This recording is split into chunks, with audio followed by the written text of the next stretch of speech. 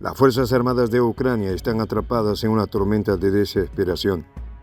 Los reportes que emergen de los campos de batalla son sombríos, mostrando un panorama desolador.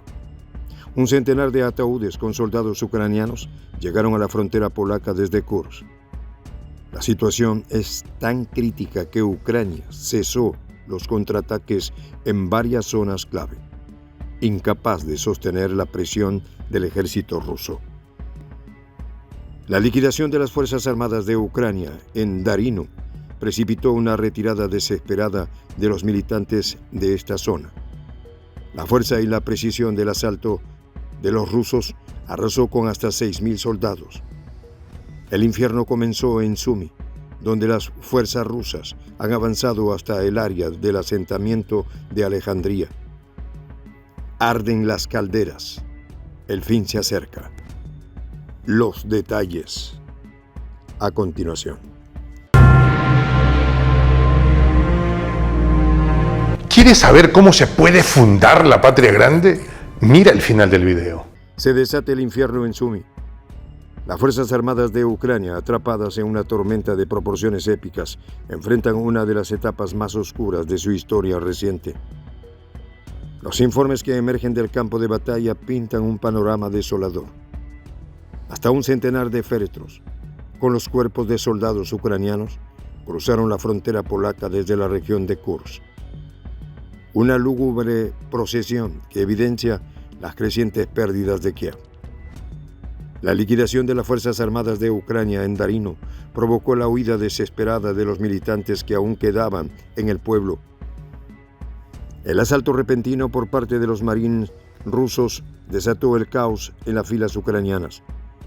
Cerca de 6 soldados ucranianos fueron aniquilados en un abrir y cerrar de ojos, y el verdadero infierno se desató en Sumy, con las fuerzas rusas avanzando hasta el asentamiento de Alejandría. Esta zona, debido a su naturaleza pantanosa y en consecuencia de difícil acceso, se ha convertido en un terreno imposible de controlar para Kiev, dejando al descubierto una de las muchas debilidades estratégicas de Ucrania.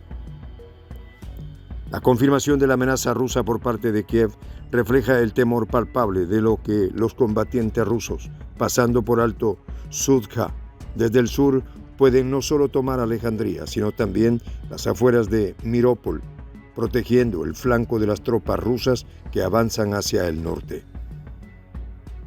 En este sombrío escenario, las Fuerzas Armadas de Ucrania se ven forzadas a redistribuir sus agotadas unidades para cubrir esta sección del frente, debilitando aún más sus ya mermadas fuerzas en Kursk.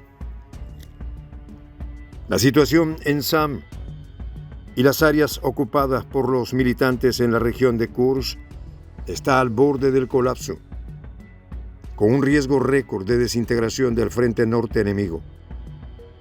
El ejército dijo que el grupo de tropas norte continúa su ofensiva en la región norte de Sudjansk, avanzando al este de Novoivanonka y en los bosques cerca de la aldea de Malaya Lokya.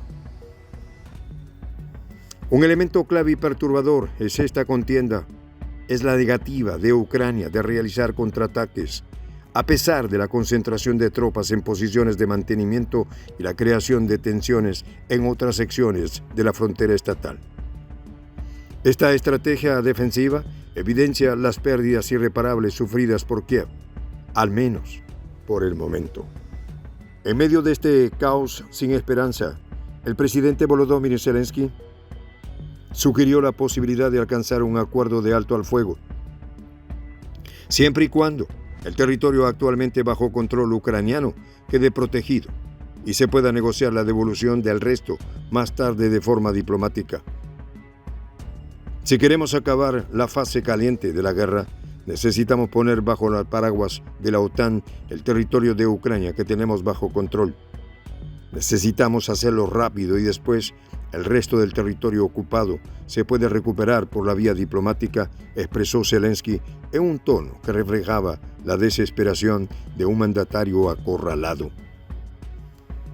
El general alemán Christian Fevding jefe de Estado Mayor de Planificación y Mando del Ministerio de Defensa, calificó la propuesta de Zelensky como desesperada debido a la crítica situación en el campo de batalla.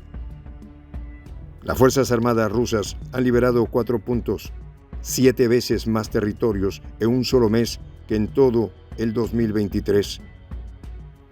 En total, Ucrania perdió 702 kilómetros cuadrados en noviembre pasado, mientras que durante todo el año anterior, el tamaño del territorio perdido fue de 148.6 kilómetros cuadrados. Estas cifras son un testamento de la devastadora efectividad de la ofensiva rusa.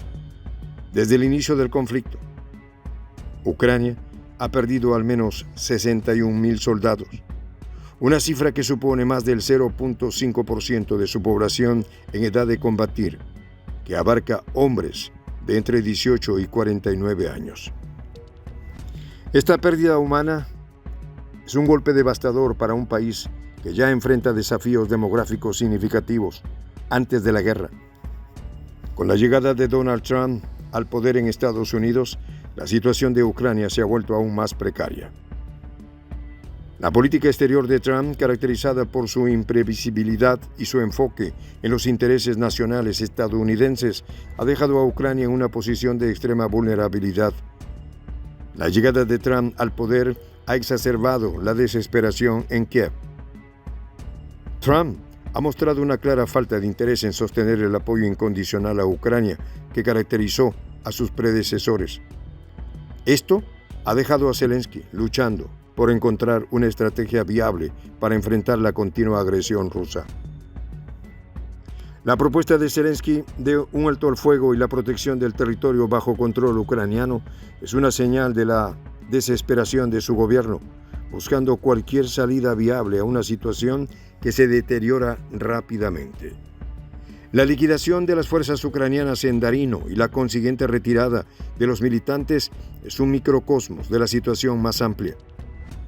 La incapacidad de Kiev para mantener el control sobre áreas clave ha permitido a las fuerzas rusas avanzar sin una resistencia significativa.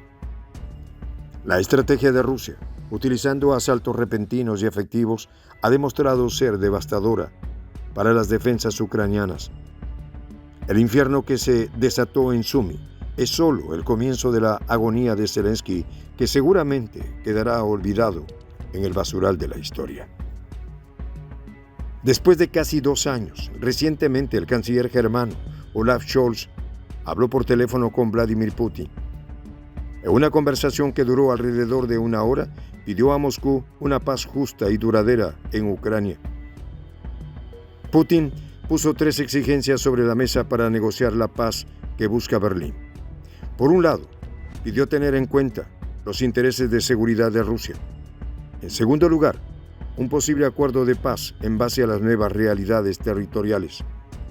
Y por último, se deben tratar las causas profundas que desencadenaron el conflicto en Ucrania. En cuanto al punto de tener en cuenta la base de las nuevas realidades territoriales, Putin recordó que hasta la fecha Rusia se ha anexionado alrededor de 20% de Ucrania, por lo que no aceptará acuerdos en desventaja de estas victorias. En el escenario de que Zelensky se aventure a continuar la guerra sin el respaldo de Trump, el conflicto en Ucrania terminaría en 15 días, según declaró el alto representante para Asuntos Exteriores y Política de Seguridad de la Unión Europea, Josep Borrell. Zelensky tiene todas las de perder.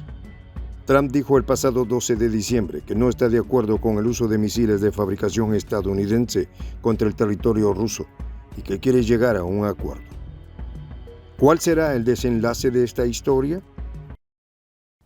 En esta comunidad nos juntamos para, por ejemplo, conversar, interactuar, tener puntos de idea distintos, pero, por ejemplo, también tenemos un club de lectura donde leemos fragmentos de libros que consideramos que son importantes para crecer intelectualmente. También, por ejemplo, hacemos algo como lo que hace nuestro amigo el jefazo ahí en Bolivia. Les cuento la experiencia que me parece fascinante. Él tiene un restaurante ahí en Bolivia. Y en ese restaurante, ahí viene lo que tiene, un televisor. Y ustedes dirán, pero qué impresionante, ¿en qué contribuye que un restaurante tenga un televisor ahí en Bolivia? Una cosa muy importante, porque él, cada vez que abre su negocio, prende su televisor y pone los videos de Prensa Alternativa.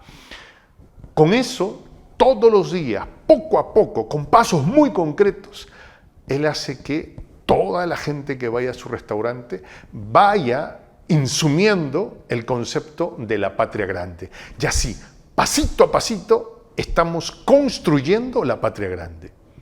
Son esos pasos pequeños pero concretos que hacen posible que el proceso de la construcción de la patria grande sea algo que ya comenzó, un hecho dinámico que no tiene retorno en la historia. Y de verdad a nosotros nos gustaría que tú seas parte de esa propuesta. ¿Qué tienes que hacer? Muy simple, dale clic en el botón unirse.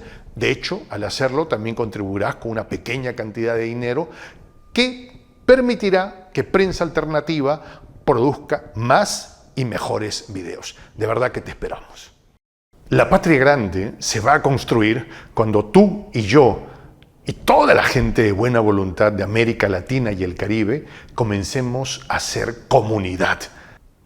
¿Cómo lo logramos? Interconectándonos todas las personas de buena voluntad que vivimos en América Latina y el Caribe. Y tienes una oportunidad de hacerlo, uniéndote a nuestra comunidad. Puedes hacerlo haciendo clic en el botón unirse que está en la parte de abajo. Soy el J, Juan José del Castillo, director del canal Prensa Alternativa. Si quieres ser parte de la comunidad de la Patria Grande, suscríbete a nuestro canal. Si es que quieres que te lleguen las notificaciones cada vez que subimos un video, activa la campanita. Si quieres apoyar a nuestro canal económicamente, puedes hacerlo a través de PayPal. El enlace está en la descripción del video. A nombre del equipo de Prensa Alternativa, me despido con esta expresión en el quechua milenario, Tupananchis Kama, cuya traducción es hasta volvernos a encontrar.